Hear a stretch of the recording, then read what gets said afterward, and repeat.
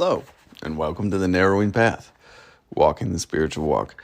My name is Steve Van Eiderstein, and thank y'all for joining me again today as we continue to go through this daily reader for James Allen's Daily Meditations. And I'll tell you this, these have just been such extremely powerful readings this month. It's maybe it's the time of year, maybe it's I'm not sure, everything. But it seems to be that these are very strong, very purposeful readings, as I'm sure you'd assume them to be, but these are carrying a certain weight for me today, and that I'm grateful for. So I'm excited to see where today's reading brings us for May 29th. So this will be fresh to you and fresh to me, meaning this will be my genuine response, reactions, observations, and what I relate to about the reading, because this will be the first time I hear it today on this podcast as I read it to you. So here we go. This is May 29th reading from James Allen's Daily Meditations. Be right-minded, intelligent, and clear-seeing. Bring reason to bear on all things. Test all things. Be eager to know and understand. Be logical in thought. Be consistent in word and action. Bring the searchlight of knowledge to bear on your condition of mind, in order to simplify it and remove its errors. Question yourself when searching. Scrutiny. Question yourself with searching. Question yourself with searching scrutiny. Let go of belief, hearsay, and speculation, and lay hold on knowledge.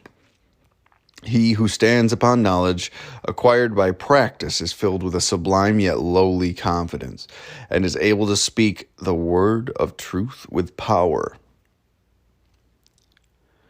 Master the task of discrimination. Learn to distinguish between good and evil, to perceive the facts of life and understand them in their relation to one to another.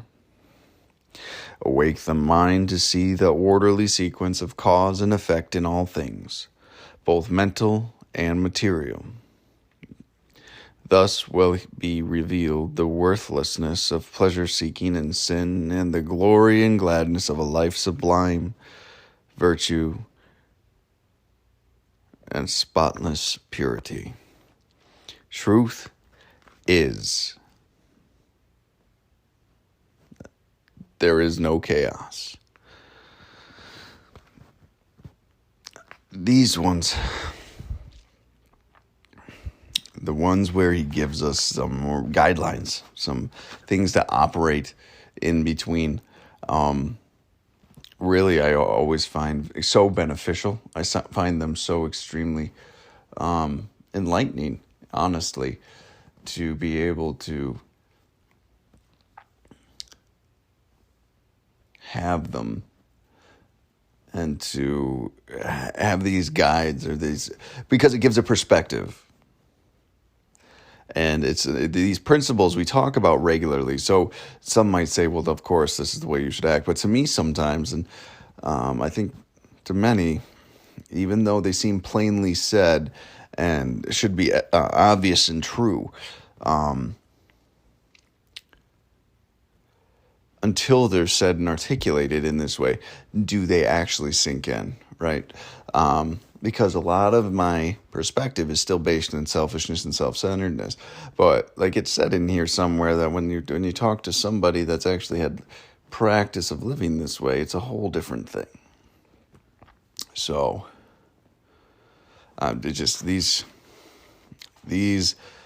bring me a sense of peace, because I know there's a way to live and a way to do this, and that I'm grateful for. So here we go. Let's go through this again. Be right-minded, intelligent, and clear-seeking. I mean, those are three things that I would love to consistently be, and I make a best effort to be those things, actually. I really do. Be right-minded. So thinking about things rightly. Intelligent, the ability to learn and comprehend, and the clear seeing. So unclouded by selfishness and ignorance.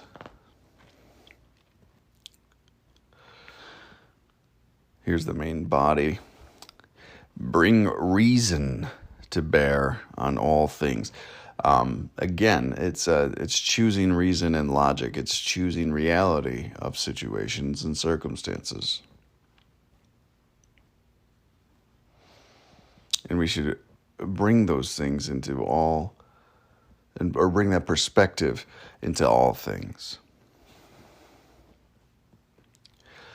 Test all things. That's that's a sentence right there. Test all things. Like, bring them to tests of logic, tests of realistic expectation, tests of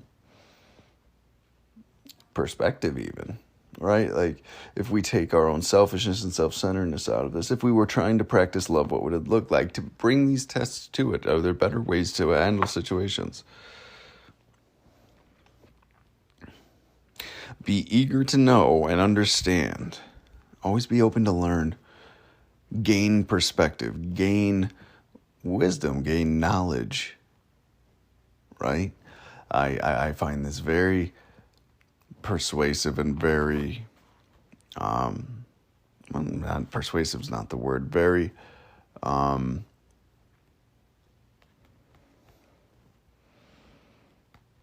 pertinent, I think is the word I'm going for there. That's to get into the perspective of someone else, right? So be eager to know and understand. Be logical in thought. Bring reason and logic again into these things. Be consistent. This one I love. Be consistent in word and action. Don't walk the walk, but don't talk, and then not talk the talk, or don't talk the talk, which is what usually happens, and not walk the walk, right? Let your actions align with your words in what you strive for in reality. It used to mean something to be a man of your word, to be able to make a commitment over a verbal agreement, right? And it's because people used to stand by what they said. That's not the case anymore. I don't believe, not as much as it used to be, at least. It might still be around, and I believe there's people that are trying to bring it back, and they're trying to actually be steadfast in their commitments. I know that's what I strive to be, is consistent. It's to honor my agreements, to honor my commitments.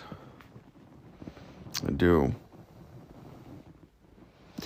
Bring the searchlight of knowledge to bear on your condition of mind in order to simplify it and remove errors. The more you can simplify what you're thinking about, the more easy a decision you'll have. Not to say that there's certain perspectives you need to take into effect, not to say that sometimes there's many aspects of a decision that need to be considered, right? That's a given. Some things are not as simple as we'd like to make them, but if you can bring them down to bare bones and then build from there, you'll at least get a better guide than most. And if you apply logic and reason and honesty and purity and love and unselfishness on the basis of the decision,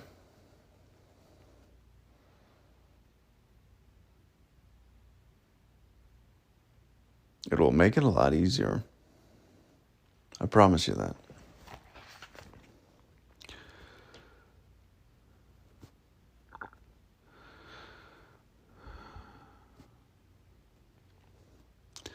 I love how he says that, and remove its errors. Simplify it to remove its errors. It's our own perspective a lot of times. Selfishness, self-centeredness, that will distort something. Question yourself with searching scrutiny. Scrutinize yourself, your own decisions. I got caught on that, which I find that the things I get caught on the most are the things I need to look at the most. So scrutinize your decisions, not in an antagonizing, anxiety-riddled way, but with logic and reason. Is this a good decision? Why is it a good decision? Am I being selfish? Am I being dishonest? Am I doing this for ulterior motives? Right? This is important stuff to consider.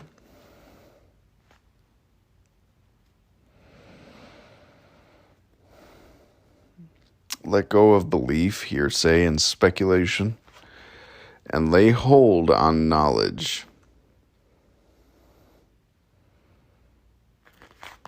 Right there. Our assumptions will get us into trouble. What we believe should happen will get us into trouble. Our own personal held opinions will get us into trouble. What we heard from others, unverified rumors and gossip, will get us into trouble. He who stands upon knowledge acquired by this is it. This was the one I was talking about earlier. He who stands upon knowledge acquired by practice is filled with a sublime yet lowly confidence and is able to speak the word of truth with power. I'm going to read that one again. He who stands upon knowledge acquired by practice is filled with a sublime yet lowly confidence and is able to speak the word of truth with power. We have confidence in what we say. We have a knowing that what we speak about is truth, is effectively the spiritual truth, whatever we're talking about. When we've lived it, when we have this understanding and practice, it's incredibly important.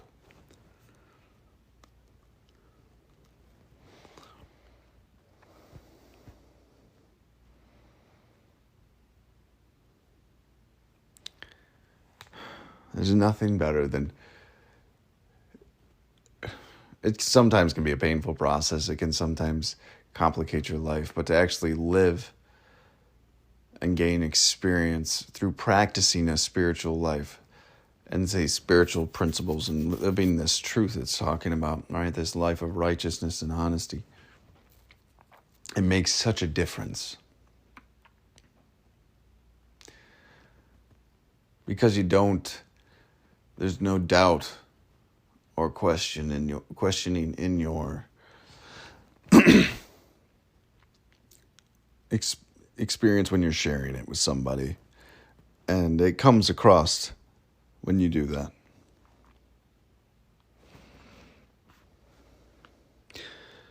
Master the task of discrimination. Learn to distinguish between good and evil, to perceive the facts of life and to understand them in their relation to one another. That's a hard task to do. I have very difficult times with it. Master the task of discrimination. Learn to distinguish between good and evil, to perceive the facts of life and understand them in their relation to one another. Distinguish between good and evil. And the more I practice the good, I will be able to do that. That's the thing. The clarity of the practice of this way of life gives me so much more than I even know is possible. Right? It blows my mind sometimes to know what I actually can have available to me. It blows my mind to know that the more I live rightly, the more I will have available to me. To be that discernment available to me, Awake the mind to see the orderly sequence of cause and effect.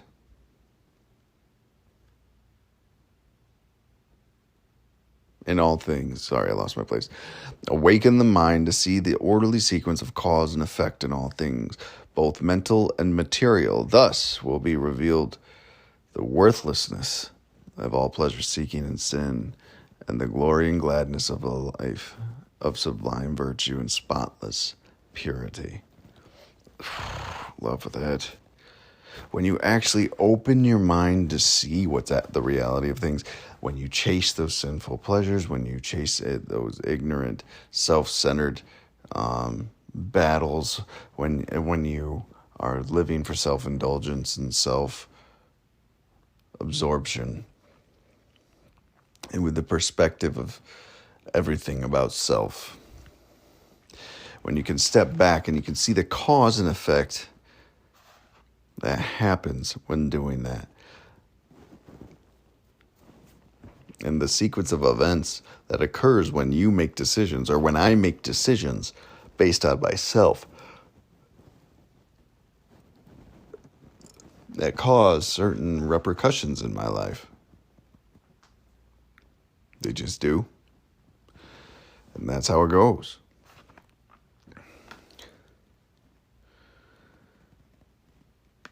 And when you can actually take an honest look at those things, you can see, like he states here, I'll read it verbatim, worthlessness of pleasure seeking and sin.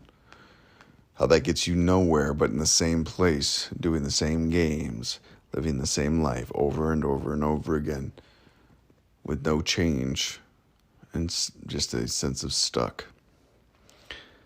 And then on the other side, to live with glory and gladness of a life sublime, virtue and spotless purity. Sublime virtue and spotless purity.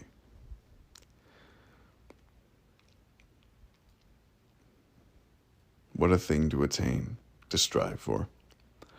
This is the last line in the reading completely. And it's 2 sentences, actually. The first one is 2 words. Truth is.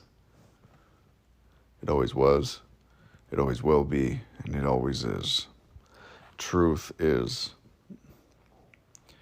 Regardless of your opinion of it, regardless of your belief in it, regardless of your desire to follow it or practice it, truth will always remain. Truth is. And this last just 4-word sentence, there is no chaos.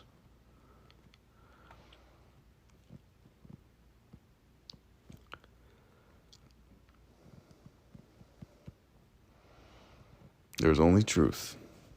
It's very interesting. There is no chaos.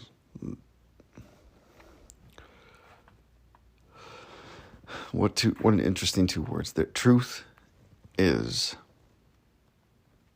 Then the next sentence, there is no chaos. There's only reality. And when we go through, when we take the perspectives we're blessed to be able to take and change our perspectives to these more spiritual ways of living, the truth reveals itself. Chaos is not this enigmatic thing that will occur. Chaos is pretty much,